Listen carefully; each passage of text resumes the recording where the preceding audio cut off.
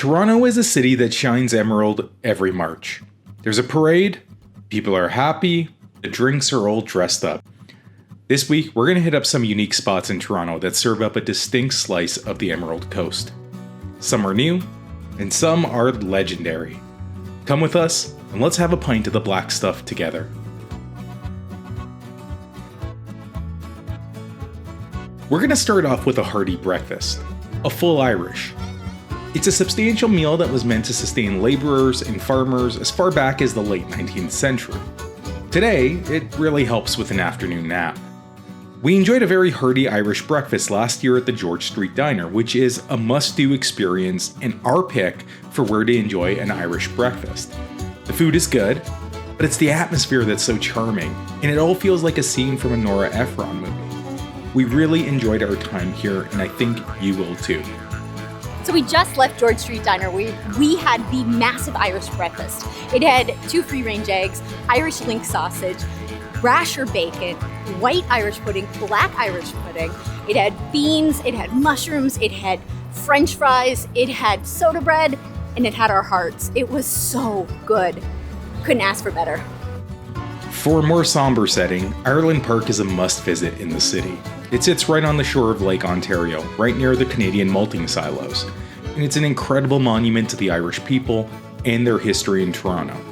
The park is an ultimate commemoration to the Great Famine and the tens of thousands that fled Ireland to come here. The story is tremendously powerful, and this is a wonderful respite from the food and drink we're going to be showing off today.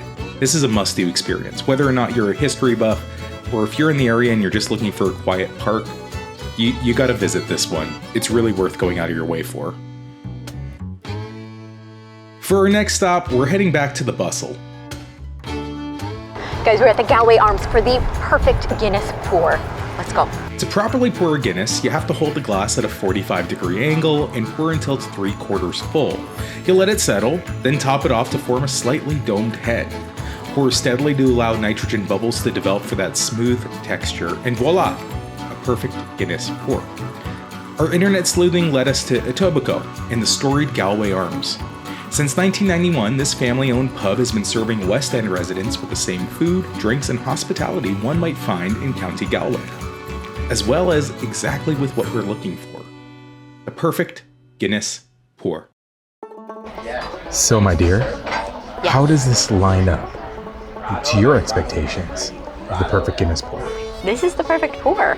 Look at the small amount of head that kind of domes at the top. The coloring, it rose so quickly. This is perfect. I couldn't do better. And I have tried. Stay tuned for our next video. I'm just pouring Guinnesses. Oh wow. That is like icy refreshing. Oh, this is way colder than at the last spot. Both good, but this is super refreshing. Irish whiskey is one of the oldest distilled spirits dating back over 1,000 years. The story goes that Irish monks are thought to have brought distillation knowledge from the Middle East around the 12th century and created the original recipe for which later became whiskey. Today, the oldest operating whiskey distiller is Bushmills, which has been operating since the 1600s. Not too far from Galway Arms is the St. James's Gate. This is a really famous spot in Etobicoke. It's a really large Irish pub that's often the home to big events, including likely Etobicoke's largest St. Patrick's Day party. They also have an esteemed list of whiskies, and it's where we hope to get ourselves a glass of Darcy's family favorite, Bushmills. I'm so excited. I got mine on the rocks. Chris got his neat, and ready to dive into some quality whiskey here. It's so smooth. Like, it's just easy. It's almost dangerous how smooth it is.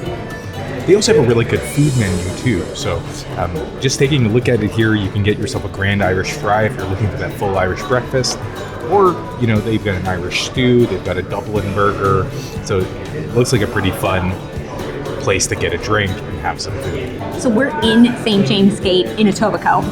I've actually been to the St. James Gate in Dublin, which is the original birthplace and home of the Guinness Brewery. So it's pretty cool. There's nothing in there, babe. Time for the next spot then. From Dublin to County Cork, let's go get some good food. Let's do this. As we head back into the core, we'd be remiss if we didn't mention Stout. This is an Irish pub in Cabbagetown and was where we ended our St. Patrick's Day journey last year. It remains one of our favorite spots in the city, as the social experience inside is bustling without it being too much, as though everyone got the memo. This is a safe spot to drink over the age of 30. Whether it's St. Patrick's Day or otherwise, Stout is an excellent place to have a drink and enjoy one another's company. Now that we've had some drinks, it's time to get some food, and that means we're looking for great Irish food. That leads us to the newest spot on our list, the West Cork Irish Pub. Like a lot of the other places we visited thus far, this is a neighborhood gathering spot, and the folks in Riverside can attend live musical events, trivia nights, or just catch up with friends over some drinks here. The inside is beautifully decorated. There's no shortage of decor and art on the walls. It's really such a pleasure to be inside and have a drink. You can really get lost here.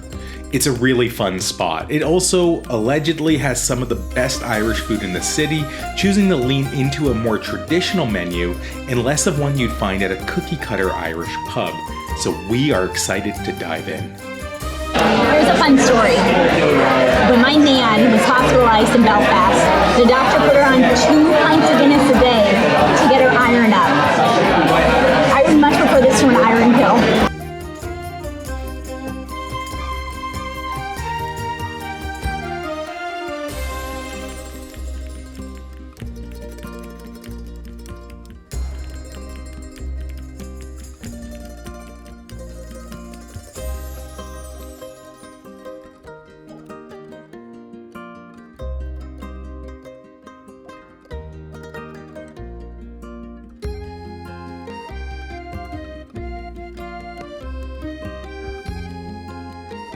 That flavor is so good.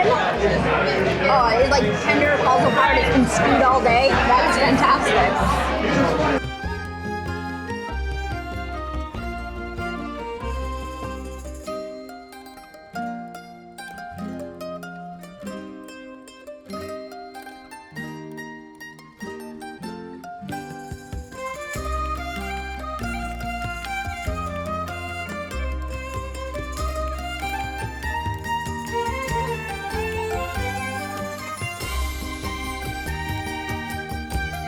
So this one came out in Dublin in like 2010, and it's a mix of fries and fried chicken and spices. I cannot wait.